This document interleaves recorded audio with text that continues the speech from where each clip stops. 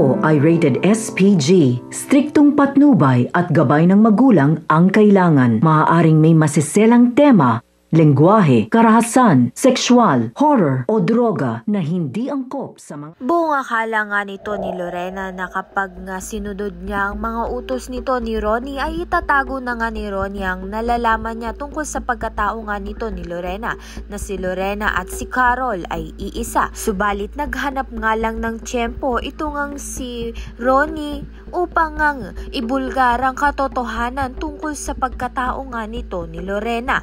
Kaya naman nga't nang malaman na nga ni Wilfred ang katotohanan ay nawalan nga siya ng pagmamahal dito kay Lorena dahil nga pinagsikretuhan na nga siya nito at pinalabas pa nga ni Ronnie na si Lorena nga ang pumaslang sa asawa ni Wilfred na si Joy.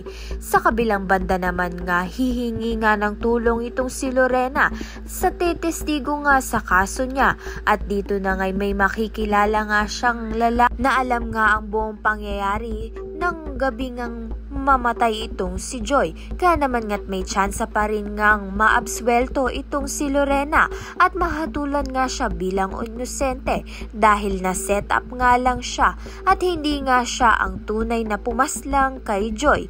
Kaya naman nga't yan at iba pa ang dapat nating pakaabangan. Maraming salamat sa iyong panonood.